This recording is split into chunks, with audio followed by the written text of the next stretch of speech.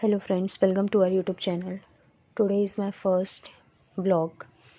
मतलब इससे पहले तो मैंने बहुत सारे व्लॉग्स बनाए हैं, लेकिन वो मैंने शॉर्ट्स के वे में बनाए हैं। लेकिन आज ये मेरा थोड़ा सा लंबा व्लॉग है जिसको मैं बना रही हूँ सारा काम कंप्लीट करके घर का। आज लाइब्रेरी का ऑफ था, तो घर का सारा काम कंप्लीट करके छत पे झाड़ू लगा के, झाड़ू पोछा करके, डस्टिंग वगैरह सब सारा काम करके मैं और प्राची बैठ गए थे पढ़ने। प्राची का भी आज का ऑफ था because today is second Saturday, तो स्कूल का ऑफ था। प्राची बना रही थी अपना प्रोजेक्ट, और प्रोजेक्ट बनाने के बाद हम दोनों बैठ गए अपनी अपनी पढ़ाई करने के लिए, क्योंकि नेक्स्ट मंथ मेरा भी एग्ज़ाम है। वो मैं आप लोगों को नहीं बताऊंगी कौन सा एग्ज़ाम है, लेकिन प्राची के 26 से हैं प्री बोर्ड स्टार्ट। दर्शु के भी 15 से एग्ज़ाम है, लेकिन वो भी पढ़ नहीं रहा है। वो थोड़ा सा इधर उधर अपना टाइम ख़राब कर रहा है। लेकिन हम लोग पढ़ाई कर रहे थे, और पूरी वीडियो शूट करने के बाद मैंने सोचा चलो एडिटिंग कर लेते हैं। और मैंने एडिटिंग के लिए एक ऐप डाउनलोड करी, काइंड मास्टर करके कुछ, ठीक है। तो मैंने उस पर ट्राई करने की भी कोशिश की, बट मेरे से हो नहीं पाया, क्योंकि वो फर्स्ट डे था ना। एडिटिंग वगैरह ज़्यादा मुझे आती नहीं है। और मैं आप लोगों को प्राची का प्रोजेक्ट दिखाती हूँ। उसने बहुत अच्छा बनाया है, ठीक है।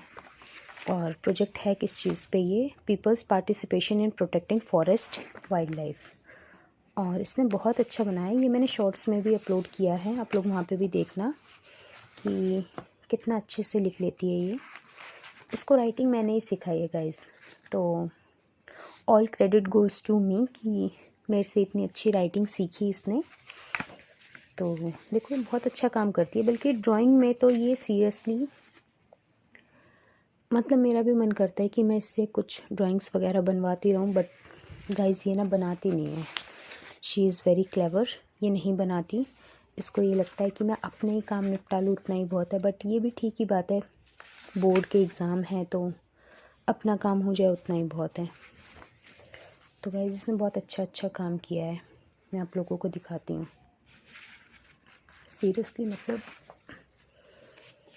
ऐसा काम है कि हम इसको अप्रिशिएट कर सकते हैं। और मैं ज्योग्राफी पढ़ रही थी, फिर मैंने सोचा थोड़े की पॉइंट्स लिख लेती हूँ, क्योंकि ये काम आएंगे लास्ट टाइम रिवीजन पे।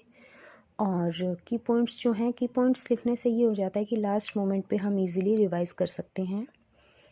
तो मैं सोच रही थी बुक में से, और मैं एनसीईआरटी की बुक में से लिख रही थी।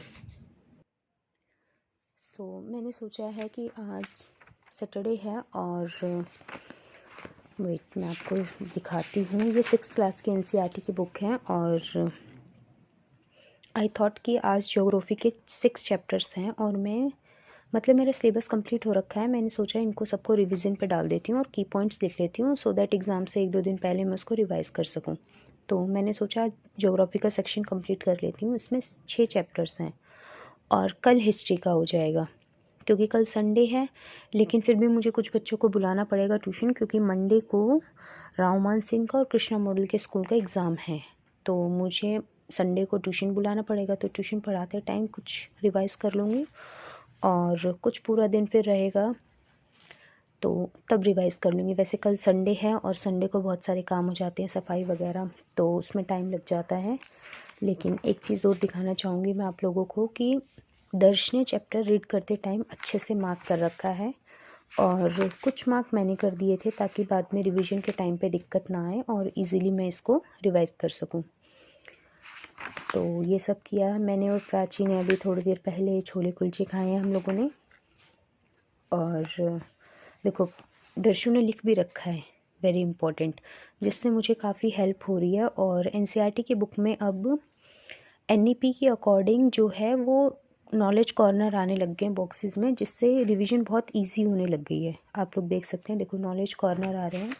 एनसीईआरटी की बुक में काफ़ी सारे चेंजेस हुए हैं, लेकिन ये चेंजेस बहुत ज़्यादा यूज़फुल हैं। जैसे देखो यहाँ पे भी नॉलेज कॉर्नर है, जिससे क्या हो रहा है कि हम लास्ट टाइम रिवीजन पे हम जल्दी जल्दी अगर इसको भी रिवाइज़ कर लें तो बहुत सारे हमें बेनिफिट्स मिल सकते हैं।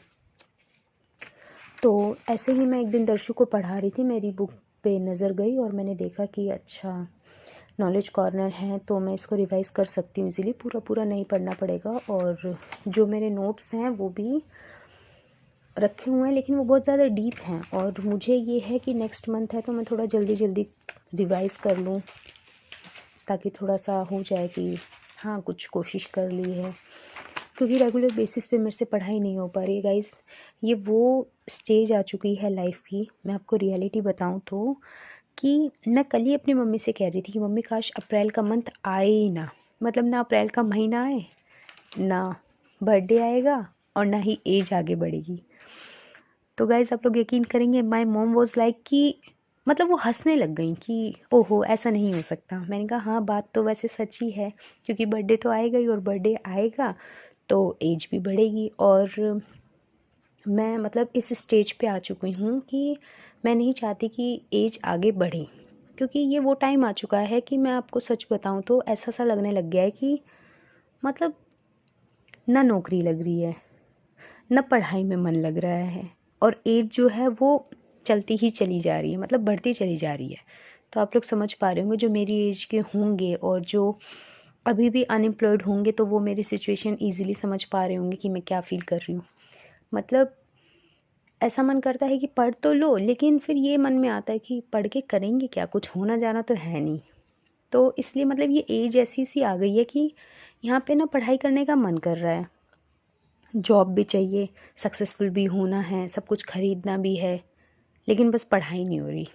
सो गाइस बहुत ज़्यादा डिफ़िकल्ट लाइफ हो चुकी है।